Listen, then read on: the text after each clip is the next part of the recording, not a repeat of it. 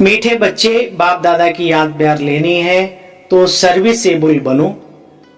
बुद्धि में ज्ञान भरपूर है तो फिर वर्षा भी करो। अगर वाकई में आपने बाबा को समझा, बाबा के ज्ञान को समझा, तो दूसरों तक भी वो पहुंचाओ। बाबा की भावना ये है। कौन सा प्रश्न भरे हुए बादलों को भी उड़ा ले जाता है, बरसने नहीं देता? उत्तर, प्रश्न सुना? कौन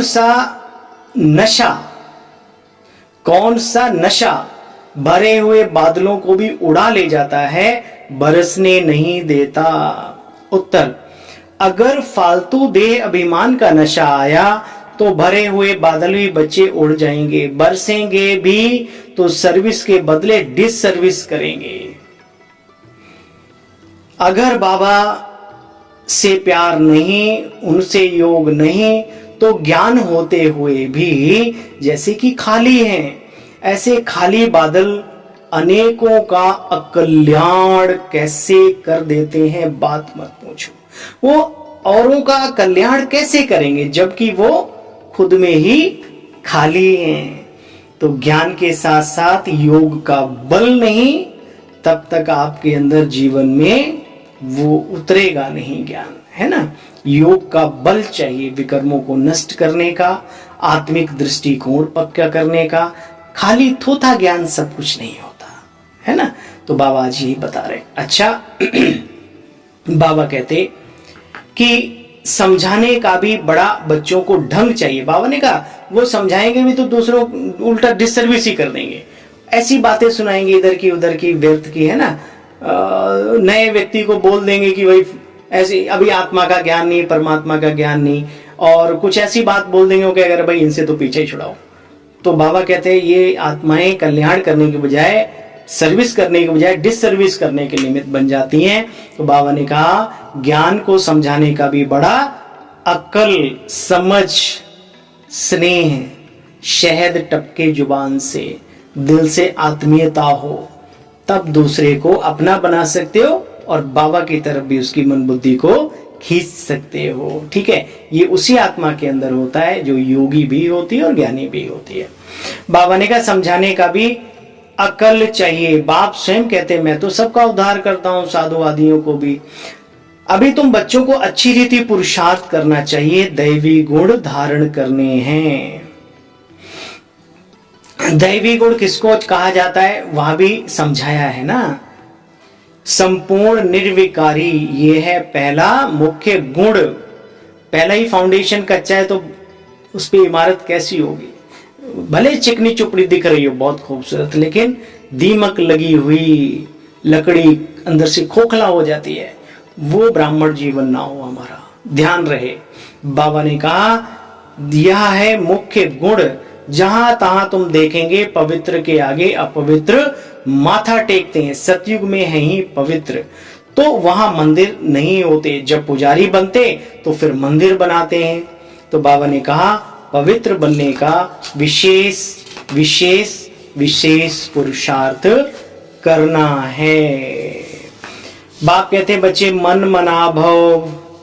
प्रजापिता ब्रह्मा की कितनी बड़ी फैमिली है, यह भी तो निश्चय चाहिए ना। नया आदमी कोई आए यहाँ उसको निश्चय एकदम बैठ न सके, इसलिए सिस्टम बने हुए, सिस्टेमेटिक, कब ले जाना, किसको ले जाना, कहाँ ले जाना, है ना, ये सब बना हुआ है। बाबा समझाते हैं सर्विसेबल बच्चों को आराम से सोना नहीं चाहिए। ठीक है, जो वाकई में अपने को काबिल समझते हैं उन्हें मेहनत खूब करनी चाहिए बाबा के उसमें।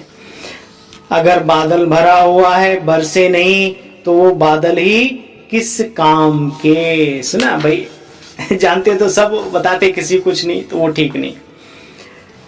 परंतु बच्चे अभी खड़े नहीं होते। बाबा जानते हैं नौकरी टोकरी में ही फंसे पड़े। बंधन मुक्त बन सर्विस में लग जाना चाहिए। वहां पे भी खाओगे तो 2 ही रोटी, ज्यादा खाओगे तो डॉक्टर के पास जाओगे। और 2 रोटी बाबा खिलाता ही रहेगा, बढ़िया वाली, चिंता नहीं करना। ठीक है। अच्छा भाई, नशा तो बाप बहुत चढ़ाते हैं बच्चों को, परंतु चढ़ता बच्चों में भी नशा नंबरवार ही है। जिसका जैसा पद वैसा संगम पर पुरुषार्थ और वैसा उसका नशा। बाकी बाबा तो चढ़ाते हैं 100 क्या 500%। वरदान है आज का, बाप के संस्कारों को अपना निजी संस्कार बनाने वाले व्यर्थ व पुराने संस्कारों से मुक्त भव। निचोड़ तो सुन लिया ना, धारणा। और वो कोई भी व्यर्थ संकल्प व पुराने संस्कार देह अभिमान के संबंध से होते हैं। आत्मिक स्वरूप के संस्कार बाप समान होते हैं। जैसे बाप सदा कल्याणकारी और विश्व कल्याणकारी है, परोपकारी भी है और रहम दिल भी है, वरदाता भी है, ऐसे स्वयं के संस्कार भी नेचुरल बन जावे।